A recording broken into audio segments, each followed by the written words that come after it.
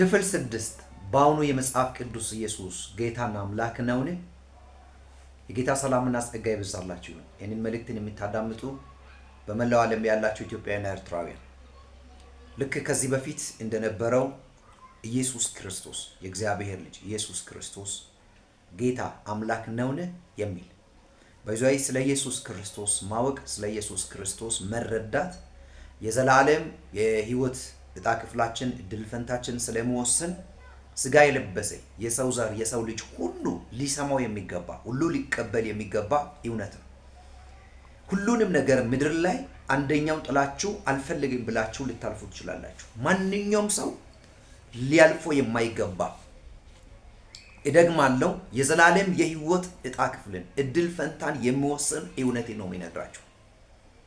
ሰው ሁሉ መስማት ያለበት የእግዚአብሔር ቃል በዮሐንስ ወንጌል ምዕራፍ 8:32 ላይ እንዲህ ይላል፣ እውነትንም ታውቃላችሁ እውነትም አርነት ያወጣችኋል ይላል። ነፃ የሚያወጣችሁ አርነት የሚያወጣችሁ እውነት ብቻ ነው። ሰው ነፃ ሊወጣ የሚችለው በእውነት ብቻ ነው። እውነት በሌለበት ነፃ መውጣት የለም። መፈታታችሁ፣ መባረካችሁ፣ ሕያውነታችሁ፣ ነፃነታችሁ በተረዳችሁበት በተቀበላችሁበት ለዚያውም እውነት በሆነው እውነት ነው። እውነት ስለተባለ ብቻ ሳይሆን እውነት በተባለው እውነት ነው። ዛሬ የሚነግራችሁ አንድ እውነት አለ። ከዚህ በፊት ኢየሱስ አምላክ መሆኑን ጌታ መሆኑን ስግደትን በምድር ላይ እንደተቀበለ በሰፊው አይተናል። ሌሎቹን ሰባቱን የኢየሱስ አገልግሎቶቹ ስራዎቹ አምላክነቱን የሚያንጸባርቁትን አይተናል። ዛሬ በተጨማሪ የተለያዩ ሐሳቦችን እያነሳሁላችሁ ኢየሱስ ጌታ እንደሆነ ኢየሱስ አምላክ እንደሆነ አምላክነቱን ቦልድሊ መጽሐፍ ቅዱስ የሚያንጸባርቅልን እነግራችኋለሁ። ወደ ምዕራፍ 8 ከቁጥር 23 ላይ ስትመለከቱ ኢየሱስ እንደዚህ አለ፣ እናንተ ከታች ናችሁ እኔ ከላይ ነኝ። እናንተ ከዚህ ዓለም ናችሁ እኔ ግን ከዚህ ዓለም አይደለሁም አለ። ይህንን ስል ሰዎችን እያጥላላቸው ወይም ዝቅ እያደረጋቸው አልነበረም።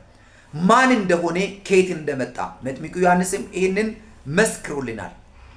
ስለዚህ አንዳንድ ሐሳቦችን ከመጽሐፍ ቅዱስ እያነሳን ኢየሱስ አምላክ እንደሆነ፣ ኢየሱስ ጌታ እንደሆነ፣ ኢየሱስ አዳኝ እንደሆነ፣ ኢየሱስ የምንለው የተገለጠ መጽሐፍ ቅዱስ የሚነግረን እውነት እንደሆነ አብረን የምንመለከት ይሆናል። ሁላችሁም ከኔ ጋር እንድትቆዩ ጥቂት ደቂቃ ቆያለሁ። ኢየሱስ ጌታ ነው። እንግዲህ ከዚህ በፊት ነግሬያችኋለሁ። ጌትነቱ እኛ ስለሰጠነው ሳይሆን ጌታ ነኝ ብሏል። ጌትነቱን ደግሞ አረጋግጧል። በጥቂቱ ዛሬ ከእናንተ ጋር ሰባቱ የኢየሱስ እኔ ነኝ መልእክቶቹ ኢየሱስ አምላክ እንደሆነ ያሳያሉ። ይህንን ኢየሱስ እኔ ነኝ እኔ ብሎ ኢየሱስ ያነሳቸው ነጥቦቹን ሌላ ማንኛውም ነቢይ ማንኛውም የሃይማኖት መሪ እኔ ነኝ ማለት አይችልም። ለምሳሌ እነዚህ ሰባት ነጥቦችን ዋን ቱ ዋን ማየት እንችላለን። የዮሐንስ ወንጌል ምዕራፍ 6 ከቁጥር 35 ከቁጥር 48 ስትመለከቱ ኢየሱስ እንደዚህ አለ፣ እኔ እውነተኛ የሕይወት እንጀራ ነኝ አለ። እያችሁ እንጀራ ነኝ አላለም፣ የሕይወት እንጀራ ነኝ አለ። የዘላለም ሕይወትን የሚሰጥ ይሄ ከእጅ ወደ አፍ የሚገባ በሆዳችን ተቀምጦ ወደ ዳር የሚቀየረውን አይደለም። የዘላለም ሕይወትን የሚሰጥ እንጀራ የሕይወት እንጀራ እኔ ነኝ አለ ኢየሱስ። እኔ ነኝ የሚለው ምን ማለት እንደሆነ በመጨረሻ ላይ እንመለከታለን። ሌላው ኢየሱስ የዓለም ብርሃን እኔ ነኝ አለ። ዮሐንስ ወንጌል ምዕራፍ 8 ከቁጥር 12 ተመልከቱ። እኔ ነኝ ያለ ሌላ ሰውን አታገኙ። ጥፋተኛው እኔ ነኝ፣ በደለኛው እኔ ነኝ፣ ኃጢአተኛው እኔ ነኝ የሚሉ ብዙ አሉ። ግን የዓለም ብርሃን እኔ ነኝ ብሎ ራሱ ብርሃን እንደሆነ ወደ ራሱ ያመለከተ አንድም አልነበረም። አሁንም የለም፣ ወደፊትም አይመጣም። እኔ ነኝ አለ ኢየሱስ። ሶስተኛው እኔ የበጎች በር ነኝ አለ። በጎች የሚለው ቃል የዳኑትን የራሱ የሆኑን ሕዝብን የሚያመለክት ቃል በር ነኝ አለ። መግቢያቸው የሚመላለሱበት መሰማሪያ የሚያገኙበት እንደሆነ ይናገራል። እባካቸውን በትኩረት እንድትመለከቱ ይፈልጋሉ። ለመቃወምም ቢሆን ለመቀበልም ቢሆን እኔ መልእክትን ስሙ። አራተኛ መልካም እረኛ እኔ ነኝ አለ። ይሄ ደግሞ እግዚአብሔር መልካም እረኛ ነውና ሊትራሊ በእኛው ዓለም ላይ በጎችን ወይ መንጋውን ስለሚያሰማራ እረኛ ታውቃላችሁ። ፕሮቫይድ ያደርጋል፣ የሚያስፈልገውን ያቀርባል፣ እንደገና ጋይድ ያደርጋል፣ ወደ ተመረጠው ወደሚሻለው ስፍራ ይመራል፣ ይጠብቃል፣ ፕሮቴክት ያደርጋል። ስለዚህ አምላክነቱን ጭምር ነው የሚያንጸባርቀው። እኔ ነኝ ነው የሚለው፣ እረኛ ነኝ። ይሄ ወቅታዊ ጊዜያዊ በሆነ ሰዓት ላይ መልካም ነገር አቅርቦ በሆነ ሰዓት ላይ የሚጠፋ አይደለም። ኢየሱስ መልካም እረኛ እኔ ነኝ ይላል። ዮሐንስ ወንጌል ምዕራፍ 10 ከቁጥር 11 ያለውን ቃል ተመልከቱ። አምስተኛው ትንሣኤና ሕይወት እኔ ነኝ ይላል። ከላይ ያሉ ሐሳቦችን ሰዎችም ናቸው ብትሉ ወይም የሚከራከሩ ሰዎች በድንገት ሊነሱ ይችላሉ፣ ትክክል ባይሆን እንኳን። ግን እዚህ ጋር ትንሣኤና ሕይወት እኔ ነኝ ይላል። የትኛውም የሰው ዘር፣ የትኛውም የሰው ልጅ፣ የትኛውም ነቢይ የተባለ ነቢያት ተብሎ የተጠቀሱ ወይም የሃይማኖት መሪ እውቅናን ያገኙ ጻድቅ የሚባሉ ሰዎች እኔ ትንሣኤ ነኝ ማለት አይችሉም። እኔ ሕይወት ነኝ ማለት አይችሉም። ልብ በል። ኢየሱስ ራሱ ካለ የአፉ ቃል ከሆነ እቀበላለሁ የሚል ሰው ካለ አሁን ይስማኝ። ኢየሱስ በዮሐንስ ወንጌል ምዕራፍ 11 ከቁጥር 25 ላይ ምዕራፍ 6 ከቁጥር 40ና 44 ላይ እኔ ሕይወት ነኝ፣ አስነሳዋለሁ፣ በመጨረሻው ቀን ሕይወትን ይሰጠዋለሁ፣ በእኔ የሚያምን የዘላለም ሕይወት አለው፣ ቢሞት እንኳን ሕያው ይሆናል። አያችሁ፣ ኢየሱስ አምላክ፣ ኢየሱስ አዳኝ ባይሆን አምላክ ባይሆን እንዴት ሕይወትን ሊሰጥ ይችላል? ሕይወት ሊሰጥ የሚችል አምላክ እንጂ ፍጡር ለፍጡር እንዴት አድርጎ ነው ሕይወት የሚሰጠው? ወዳጆች፣ እኛ የምናመልከው የምንሰግድለት ተደጋግሜ ኢየሱስ የምንለው ኢየሱስ ሕይወትን የሚሰጥ እርሱ ሕይወት ትንሣኤ የሆነ አምላክ ነው። በዓለም ፍጻሜ በእርሱ ለሚያምኑቱ የዘላለም ሕይወትን የሚሰጥ እርሱ ኢየሱስ ነው። ስለዚህ እኔ ነኝ አለ። ምንድን ነህ ብሉት፣ እኔ ትንሣኤና ሕይወት ነኝ፣ በእኔ የሚያምን ቢሞት እንኳን ሕያው ይሆናል አለ። ኢየሱስ ጌታ። ስለዚህ በዚህ አጋጣሚ በዚህ ጌታ ያላመናችሁ ሰዎች፣ ይህንን ጌታ ኢየሱስን የሕይወታችሁ ጌታ አድርጋችሁ ያልተቀበላችሁ ሰዎች አሁኑኑ ወደዚህ ጌታ እንድትመጡ፣ ለምን? ትንሣኤና ሕይወት እንዲሆንላችሁ። ስድስተኛው እውነተኛ የወይን ግንድ እኔ ነኝ አለ። መሰረት መሆኑን ፋውንዴሽን ቤስመንት መሆኑን ያመለክታል። እናንተ ቅርንጫፎች ናችሁ አለ።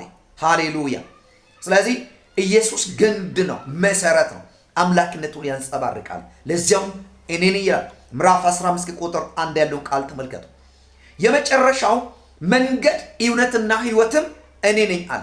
እነዚህ ሶስቱ ነጥቦች መንገድ፣ እውነት፣ ሕይወት እኔ ነኝ ካለ ሌሎች ደግሞ ገደል ናቸው፣ ሞት ናቸው፣ ጥፋት ናቸው። እኔ ነኝ አለ። ይህ በእነዚህ ስፍራዎች ኢየሱስ እኔ ነኝ ብሎ ያወራቸው ወይም እኔ ነኝ የሚለው የኢየሱስ መልእክት አንድ ሰው እኔ ነኝ ብሎ ከሚያወራው መልእክት በጣም ይለያል። ኢየሱስ ለዘላለም እኔ ነኝ ይላል። ሰው እኔ ነኝ ብሎ ቢል እስከ 80 ዓመት እስከ 70 ዓመት 60 ዓመት ድረስ ልል ይችላል፣ አይዘልቅም። ከብሉይ ኪዳን በምዕራፍ 3:14 ላይ ሙሴ አንድ ጥያቄን እግዚአብሔርን ጠየቀ።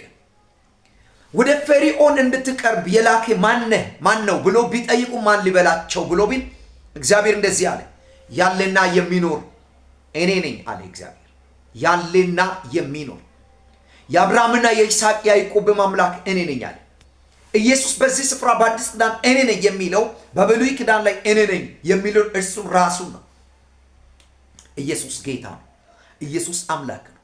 ዛሬውኑ ይህንን ጌታን የሕይወታችሁ ጌታ አድርጋችሁ እንድትቀበሉ በጌታ የሆናችሁ አምናችሁ የዳናችሁ ሰዎች ደግሞ ይህንን ኢየሱስን እንደገና እንድትተዋወቁ ይጋብዛችኋል። ምናልባት በክርስቶስ ኢየሱስ አምኜ አልዳንኩም፣ ይህንን ጌታን በስሙ ይሰማ ነበር፣ አውቀው ነበር፣ የሕይወቴ ጌታ አድርጌ አልተቀበልኩም የምትሉ ሰዎች ከዚህ ቪዲዮ ጋር በተቀመጠው ስልክ ቁጥር አሁን መደወል ጀምሩ። ደውላችሁ አብረን መጸለይ እንችላለን። ባመናችሁ ቅጽበት የእግዚአብሔር ልጆች ትሆናላችሁ። ይህንን የኢየሱስ እውነትን ማትቀበሉ ከሆነ ድነት ሊኖር አይችልም። ይደግማለሁ። እውነትን ታውቃላችሁ፣ እውነትም አርነት ያወጣችኋል አለ። እናንተ ነፃ የሚያወጣችሁ እውነት ይህ ነው። የምትፈቱበት፣ የዘላለም ሕይወትን የምታገኙበት፣ የእግዚአብሔር ልጅ የምትሆኑበት ለእናንተ የቀረበ እውነት ይሄ ነው። ይህም እውነት ደግሞ ኢየሱስ ነው። ዘላለማችሁ የተባረከ ይሁን። አጠር ያለ ጊዜ አብረን እንጸልያለን። የሚጸልይላችሁ ይሄንን ጌታን ይሄንን አዳኝ የሆነውን ከፊታችን የሚሰውር በሃይማኖት መልክ የተሰራብን ከዘር ተከትሎ የሚመጣ ከኢየሱስ ጋር እንዳንተዋወቅ ኢየሱስ በልባችን እንዳይበራ ይህንን እውነትን እንዳንቀበል የሚያደርግ ምንም አይነት መሸፈኛ ዛሬ በኢየሱስ ክርስቶስ ስም ከሕይወታችሁ እንዲነቀል ጸልያለሁ። እርሱ በረከታችሁ ነው። እርሱ ሰላማችሁ ነው። ይህንን ጌታን በተቀበላችሁ ጊዜ በእውነት በምድርም ላይ ረፍት ይሆንላችኋል፣ ሕይወት ይሆንላችኋል። ከስጋት ከፍርሃት ከድንጋጤ ነፃ የሆነ ሕይወትን የእረፍት ሕይወትን መኖር ትጀምራላችሁ። በበሽታ የምትሰቃዩ በሞት ፍርሃት ባርነት ውስጥ ያሉ በተለያየ በአስጨናቂ ሁኔታ ውስጥ ያላችሁ ሰዎች ያው እግዚአብሔር ምስክሬ በፊቱ ቆሜ ነግራችኋለሁ፣ ከላችሁ ላይ ይሰበራል። እኔ በእምነት ጸልያለሁ። ለአንድ ደቂቃ እጆቻችሁን ከፍ አድርጋችሁ ከኔ ጋር ጸልዩ።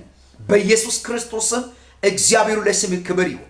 ይህንን እውነትን አሁን ስለገለጥክ እናመሰግናለን። ከአዋቂዎች ከጠቢባን ሰውሬ ይህንን ምስጢር እግዚአብሔር ወይ ለንና ለእኛ ስለገለጥክ እናከብርሃለን። አሁን እጸልያለሁ ይህን ድምፅ በሚሰሙ ሴትና ወንድ ልጆች ዙሪያ የምንዣብብ ሕይወታቸው ላይ ይህ እውነት እንዳይበራ የሚያደርግ ምንም አይነት መጋረጃ ሃይማኖት መስሎ የመጣ ከቤተሰብ ከዘር ተከትሎ የመጣ የተጣለባቸው መጋረጃ በዚህ ምክንያት በሞት ፍርሃት ባርነት በጭንቀት በበሽታ እንዲማቀቁ ሕይወታቸውን የነውጥ ያደረገ ምንም አይነት ጨለማ በጌታ በኢየሱስ ክርስቶስ ወደ ተራራ የወጡ ወደ ቁልቁል የወረዱ እግዚአብሔር በአንተ በነፃነት የሰራውን ስራን ትተው በሰው ስራ ሕይወትን የሚያገኙ መስሏቸው በሰው ስራ የሚጸድቁ መስሏቸው የምንገላትቱ ነፃነትን ያጡ ሁሉ አሁን ወደ ብርሃን እንዲመጡ ሕይወታቸውን የያዘ ጨለማ የተሰበረ እንዲሆን መርገም የተሰበረ እንዲሆን የትኛውም የጨለማ መጋረጃ የተቀደደ እንዲሆን በኢየሱስም ጸልያ አሁን ነፃ ይውጡ። አሁን ብርሃን ይሁንላቸው። አሁን መፈታት ይሁንላቸው። የእግዚአብሔር ብርሃን በሕይወታቸው ላይ ይብራ። አሜን ብላችሁ ተቀበሉ። ነፃነት በኢየሱስም ሆኖላችኋል። በላያችሁ ላይ መርገም አይሰራም። አሜን በሆነው ጌታ በኢየሱስ ስም አሜን። ኢየሱስ ያድን። ወዳችኋለሁ። በከፍታ እንገናኛለን። ወንድማችሁ ሐዋርያ ፍቃዱ እባላለሁ። ቸርቻችን የምናገለግልበት የክርስቶስ ቤተክርስቲያን ፉል ኦፍ ኢንተርናሽናል ቸርች ወይም በአማርኛ ሙሉ ተስፋ ዓለም አቀፍ ቤተክርስቲያን ትባላለች። በአካልም ቢሆን በስልክ በሶሻል ሚዲያ ፕላትፎርሞች በቴሌግራም፣ በቲክታክ፣ በፌስቡክ፣ በዩቲዩብ ላይ በዋትስአፕ በተለያዩ ሶሻል ሚዲያ ፕላትፎርሞች የተለያዩ መንገዶችን በመጠቀም ይህንን ጌታን ኢየሱስን እንሰብካለን። ብዙ ሰዎች ነፃ እየወጡ እየተባረኩ ምስክርነት እየሰጡ ነው። ቀጣይ ምስክርነት ተረኞች እናንተ ትሆናላችሁ። በከፍታ እንገናኛለን። ሻሎም